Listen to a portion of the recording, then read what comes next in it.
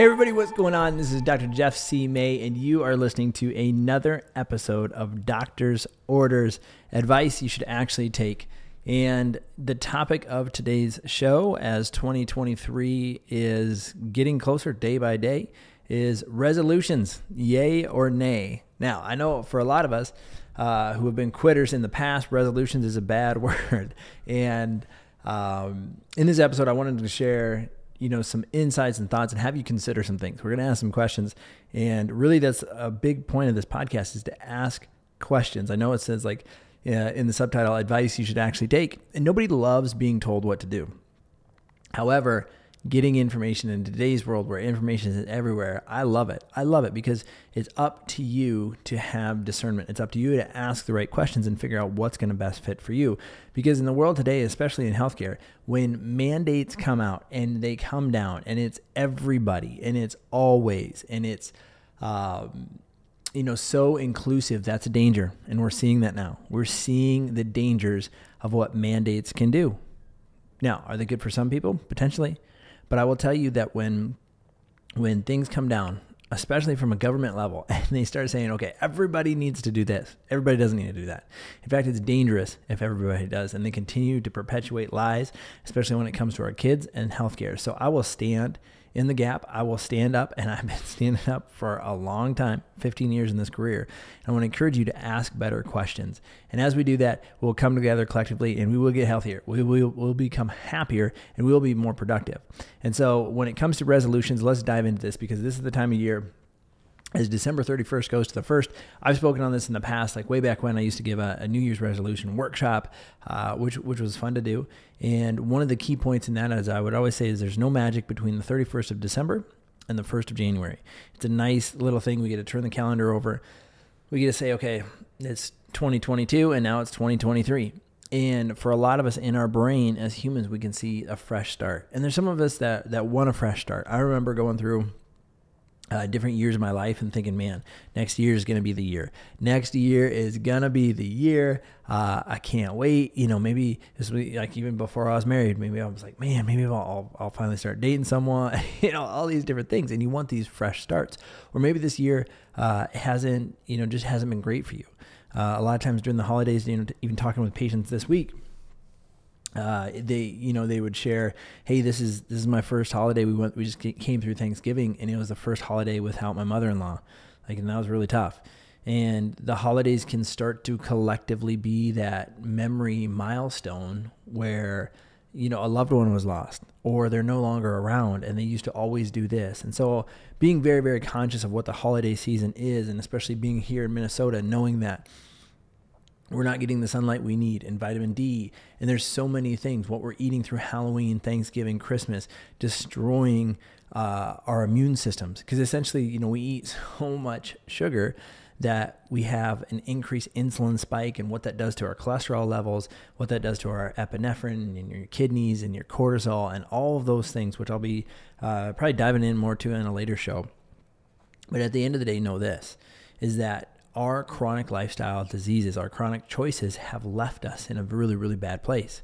And oftentimes we think, oh, we were just predestined to get sick. Oh, it's our genetics and all those things. And that's just flat out lie. There are so many lies out there that are going to tell you you're programmed to be sick. And I know I'm talking about resolutions, but why am I talking about this health? It goes hand in hand. Think about this. Think about the programming since you were young. In either on the flip side, which are great, or on the other side, which aren't great, we've all had traumas, we've all had lies, we've all had stress in our life. And at the end of the day, when I talk about there's no magic between the 31st and the 1st, what I'm trying to say is that right now you can change. You can make a decision. Making a decision is easy, but thinking about a decision is hard.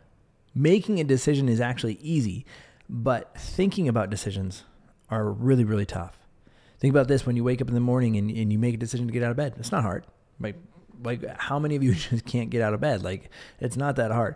You pull the covers off, you throw your feet off the side of the bed, and you stand up. Not too difficult. Yet when we're sitting there and we hear the alarm going off and we're thinking about getting up, we're thinking about, oh my gosh, I'm still tired.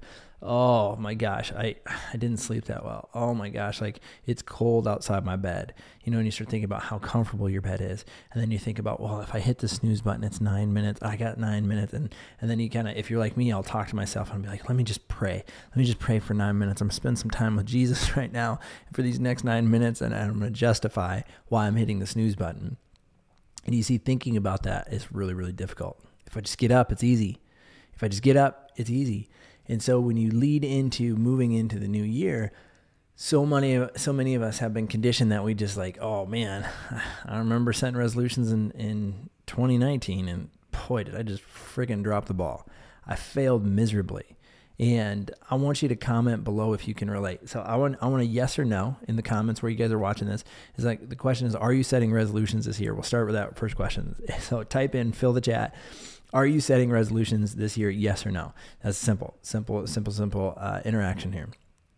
So when you look into it, it really starts with this thing that I love. Personally, I really like this acronym. It's called SWOT, S-W-O-T. And I'm going to go through my team with it today because every year we'll look at our programs, we'll look at our health, and we'll do a SWOT analysis. And so what I want to encourage everybody this year, and I don't care if you call it a resolution, forget all that nonsense, but are you willing over the next couple of weeks, because in December, this time of year, there's not a whole lot of things happening. Like in business, we're still cranking busy because people want to get healthy. Like we take care of the best patients on the planet. They don't miss their appointments. They consistently do the work necessary, and they don't bitch about not getting results because they're doing the work and they're getting results. That's that simple.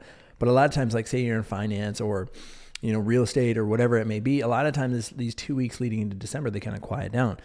People will start traveling. They'll use PTO if they need to use it and all these different things. So during this time, what I've found is that people generally who usually say, I don't have time, will have time during this time of year. And so when you sit back and you look at it, you start to think, okay, I'm going to do a SWOT analysis. So it stands for strengths, weaknesses, opportunities, and threats. So strengths, weakness, opportunities, and threats. And what I want you to do is challenge yourself and say, okay, I'm going to do a SWOT analysis on myself. I'm going to do a SWOT analysis on my year 2022. And I'm going to look at my strengths, what I did well. I'm going to look at my weaknesses, what I definitely needed to improve. Where are there opportunities that I'm missing, and threats? What is coming at me that I need to guard against that's going to ruin those opportunities? Okay, so this is how I do it. There may be variations in those things, but it's been super impactful in my life because one of the things I did a mini SWOT analysis on myself the other day and how I use my time. And my kids, it was funny because they saw my phone and they're like, why do you have a timer on your phone? And I have it to where it's set from, 5 in the morning till 6 at night. All my apps are shut off except my text messages and the phone. I think that's about it.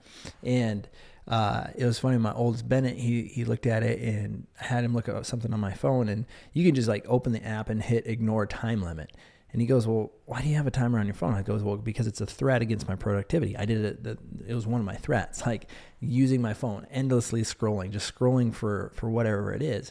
And I need to reprogram some of that in my own personal life. And he's like, well, what about self-control? I said, this is my 13-year-old. He's like, well, what about self-control? Shouldn't you just have self-control? And I started laughing. I was like, you know what? There's some validation to that. There's some truth in that. But the fact of the matter is, sometimes when I go in and say I'll hit Instagram and the little timer thing comes up, and even though I could just hit ignore time limit, just having that thing that is blocking that initial one more step, I was like, and I've caught myself just setting the phone down. It's beautiful. It works for me. See, this is the cool thing. You need to figure out what works for you. And every single buddy listening to this, they understand that there's areas they can improve. They understand they did great things. For some of us, that's really, really, really tough. I'm so stinking proud and happy of one of our strengths this past year, because this was the first full year in the new health center, is that we literally took a stand on the things that are killing people. We took a stand on obesity, and we put in more programs. We've got, skinny shots from Nursera. We've got a reset program. I've got a meeting today talking about another program to a company. We took a stand for neuropathy because absolute medicine is failing miserably with neuropathy. Gabapentin, Cymbalta, they just drug people up or cut stuff off. It's disgusting, and they have no good solution. And so we stepped up, and we are already seeing people that couldn't do things before that have better balance, better walking, less pain, and they're getting their life back. So there was a lot of strengths for the office. There's also weaknesses. It was like, okay, well, now we've got to objectively look at these things. We've got to look at how we use the space, when there's, and anyway, we're down the line and we just look at those things.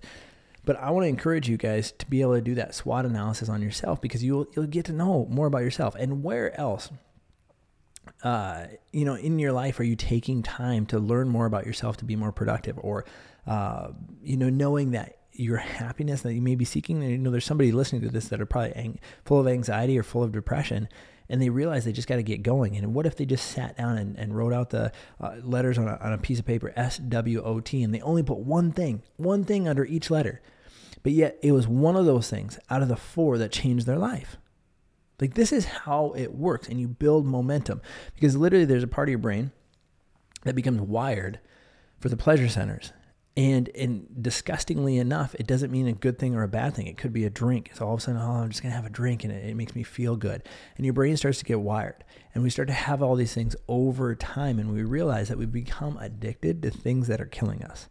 We become addicted to things that are killing us. Painkillers, Netflix, the couch, the snooze button, drugs, alcohol, whatever it may be. We become professional sedation machines. We've got to break that cycle. So if you're willing, here's where we're going to end this. If you're willing, I want to challenge you before the end of the year, instead of resolutions, instead of those things, just do a SWOT analysis. Do a strengths, weaknesses, opportunities, and threat analysis on yourself. And be courageous enough and be honest enough with yourself. If you can't be honest with yourself, then you can't be honest with anybody. Like, you cannot, you don't realize how often we lie to ourselves, and that has to stop. And so when you do this SWOT analysis, sit down and objectively look at it. And I'm not going to tell you what to do with that. I'm not going to tell you the next step or any of those things, because you know what? If you were just do that work, you'll know what to do. You will know what to do. And I'm sure of it, because I use this all the time. So I want to encourage you guys, sit down, do a SWOT analysis, get it done before the end of the year, and see what comes of it. And if you're really brave, come back, comment, like this, share, send an email, whatever it may be, to the office on those results. And I look forward to reading those results.